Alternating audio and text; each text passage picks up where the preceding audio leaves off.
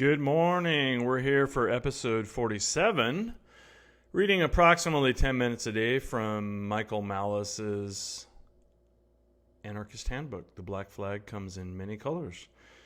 And it is the 13th of July, 2021, and today we're starting a new chapter, chapter 13, on page 179. And this is Leo Tolstoy from The Slavery of Our Times, 1900. And this is how Michael Malice introduces the essay. Tolstoy is universally regarded as one of the great novelists of all time, with both War and Peace and Anna Karenina still held up as masterpieces of fiction. Few are aware that he is also an explicit, committed anarchist. In his nonfiction, Tolstoy set out to explain how a stateless society is superior, as well as possible mechanisms to transition to such a preferable form of human organization.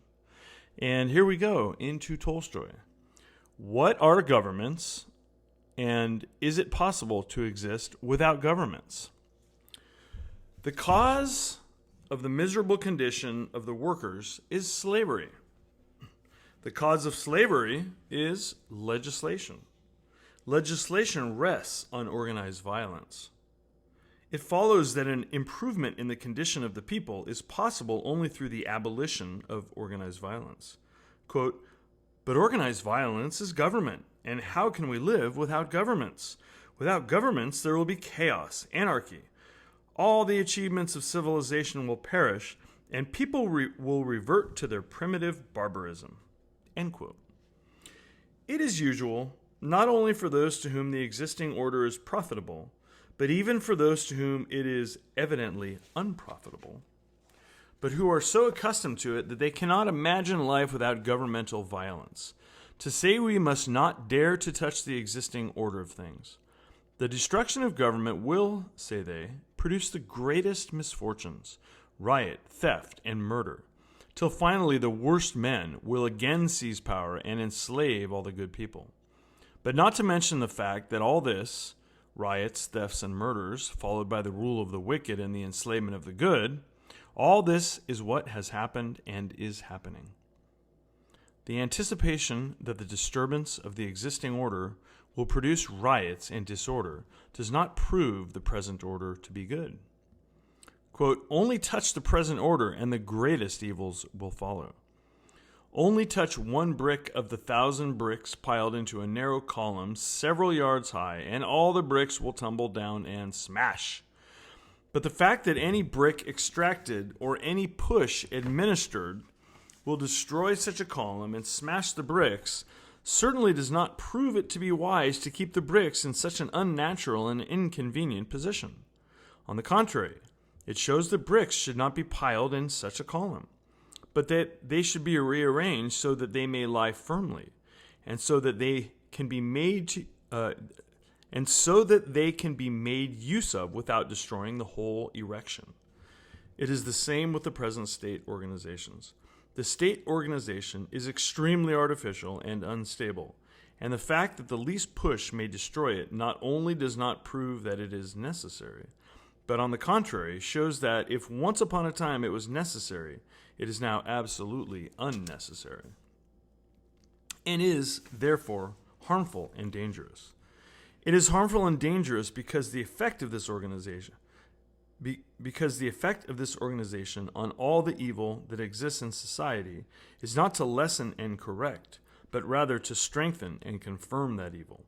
It is strengthened and confirmed by being either justified and put in attractive forms or secreted.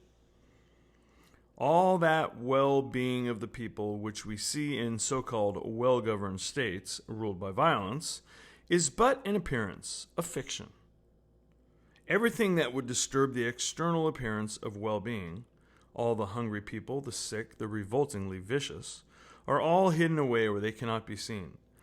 But the fact that we do not see them does not show that they do not exist. On the contrary, the more they are hidden, the more there will be of them, and the more cruel towards them will those be who are the cause of their condition. It is true that every interruption, and yet more, every stoppage of governmental action, i.e., of organized violence, disturb this external appearance of well-being in our life.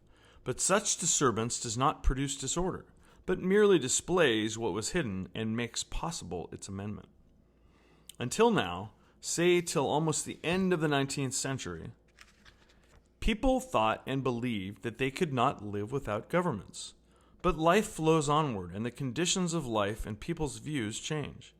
And notwithstanding the efforts of governments to keep people in their childish condition, in which an injured man feels as if it were better for him to have someone to complain to, people, especially the laboring people, both in Europe and in Russia, are more and more emerging from childhood and beginning to understand the true conditions of their life. Quote, you tell us but that for you we shall be conquered by neighboring nations, by the Chinese or the Japanese, men of the people now say.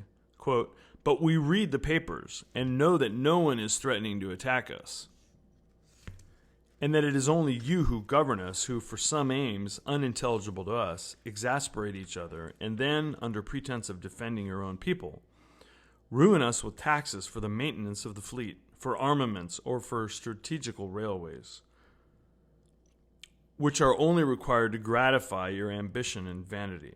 And then you arrange wars with one another, as you have now done against the peaceful Chinese.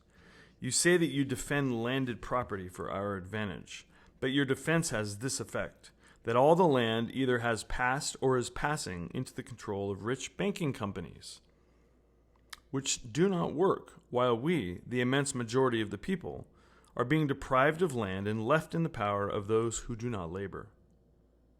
You, with your laws of landed property, do not defend landed property, but take it from those who work it. You say you secure to each man the produce of his labor, but you do just the reverse. All those who produce articles of value are, thanks to your pseudo-protection, placed in such a position that they not only never receive the value of their labor, but are all their lives long in complete subjection to and in the power of non-workers. Thus do people at the end of the century begin to understand and to speak, and this awakening from the lethargy in which governments have kept them is going on in some rapidly increasing ratio.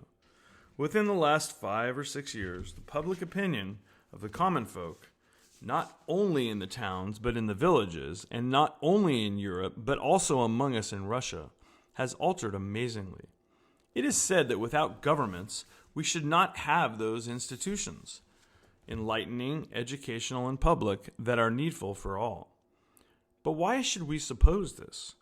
Why think that non-official people could not arrange their life themselves as well as government people arrange it, not for themselves, but for others? We see, on the contrary, that in the most diverse matters, people in our times arrange their own lives incomparably better than those who govern them arrange for them. Without the least help from government, and often in spite of the interference of government, people organize all sorts of social undertakings, workmen's unions, cooperative societies, railway companies, artels, and syndicates.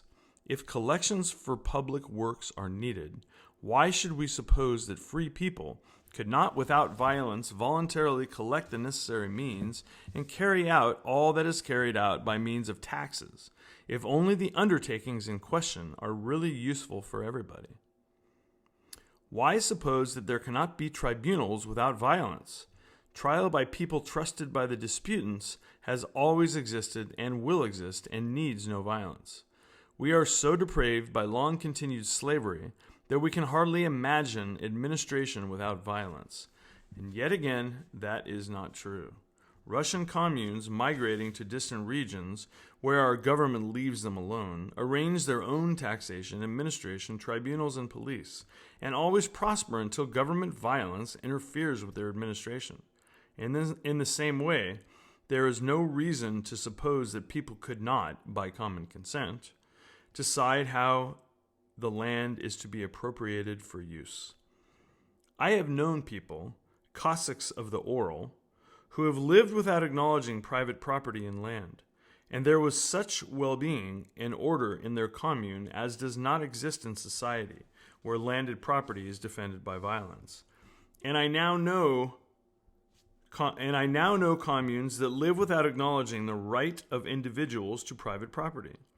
Within my recollection, the whole Russian peasantry did not accept the idea of landed property. The defense of landed property by governmental violence governmental violence not merely does not abolish the struggle for landed property, but on the contrary, strengthens that struggle and in many cases causes it. And we'll stop right there at the bottom of page 182. And again, we're reading approximately 10 minutes a day from the Anarchist Handbook, organized by Michael Malice. And that was the first portion from Leo Tolstoy, The Slavery of Our Times, written in 1900. We'll see you tomorrow.